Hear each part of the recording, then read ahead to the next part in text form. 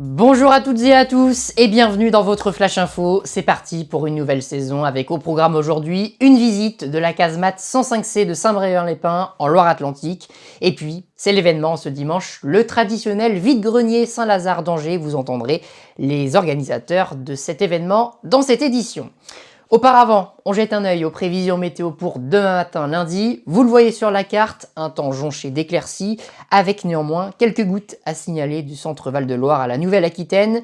Il fera 16 degrés à Tarbes, 15 à Strasbourg autour, 20 à Montpellier et jusqu'à 22 degrés du côté d'Ajaccio.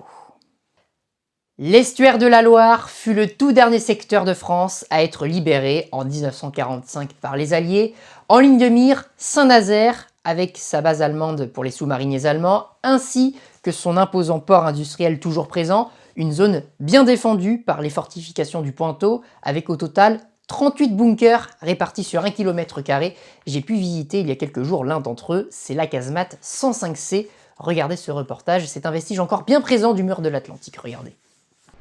Face à la mer, l'ancien dispositif défensif du Pointeau s'impose à nous.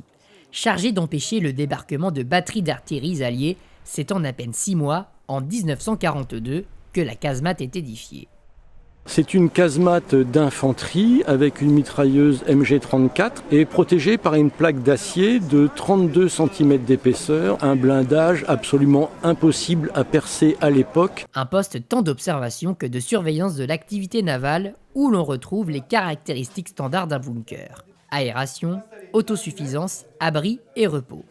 Dans le cas d'une attaque, on va ouvrir le tampon obturateur et donc basculer la fuite forteresse. Depuis plusieurs années, l'association Bunker Archéo 44 propose au grand public un récit de ce lieu chargé d'histoire.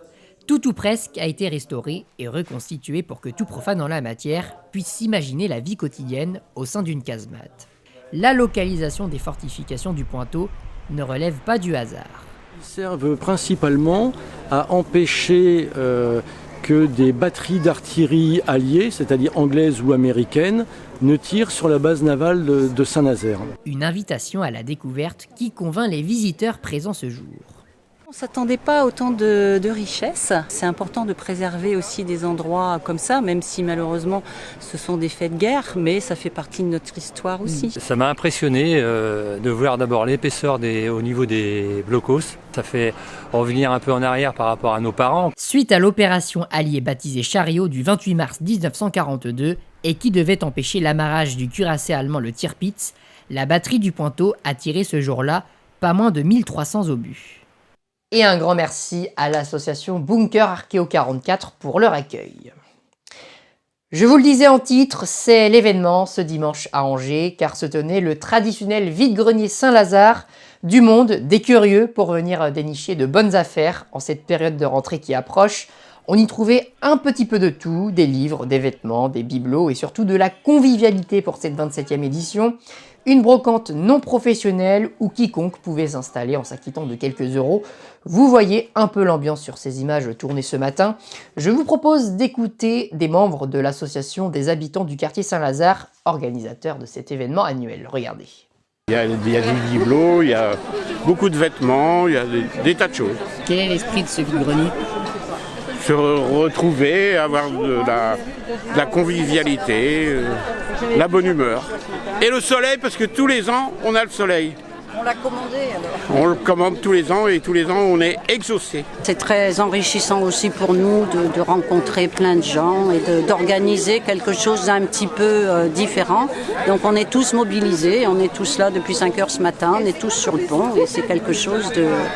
L'adrénaline monte et on prépare ça déjà depuis plusieurs semaines. J'ajoute que l'association lancera un appel à bénévoles le 2 septembre prochain à la chapelle Saint-Lazare. Avis à tous ceux qui veulent rejoindre l'association et un grand merci à eux pour leur accueil qui m'a été possible d'observer ce matin. Dans l'actualité angevine de ce week-end, retour sur cet incendie qui s'est produit samedi au petit matin, peu avant 7h30 dans le quartier des Hauts-de-Saint-Aubin toujours. La voiture d'un particulier a pris feu dans son garage, le feu s'est ensuite propagé sur le mur d'une seconde habitation. Grâce à l'intervention très rapide des pompiers au nombre d'une vingtaine, le sinistre a vite été maîtrisé, limitant ainsi les dégâts. Fort heureusement, aucune victime, mais vous l'avez vu en tout cas, un imposant panache de fumée donc au départ du feu. Un très cher défrichage, le groupe SNCF, le groupe ferroviaire, a été condamné à une amende de 450 000 € pour atteinte à l'environnement. Les faits remontent à 2019. Plusieurs associations de protection de la biodiversité avaient porté plainte à l'époque. Il est reproché au groupe ferroviaire d'avoir procédé à des travaux d'élagage sur la zone d'Écouflant en pleine période de nidification des oiseaux au printemps. La SNCF devrait faire appel de cette décision. C'est la fin de ce Flash Info, merci à vous de l'avoir suivi. L'ensemble de mes émissions à voir ou revoir sur cette chaîne YouTube. N'hésitez pas à vous abonner et puis à relayer également mon contenu. J'étais très content en tout cas moi de vous retrouver. On va se quitter nous en images avec la casemate 105C de Saint-Brévin-les-Pins où l'on était tout à l'heure en début d'édition. Je vous souhaite une belle semaine et je vous dis à bientôt. C'était Tommy avec vous, au revoir.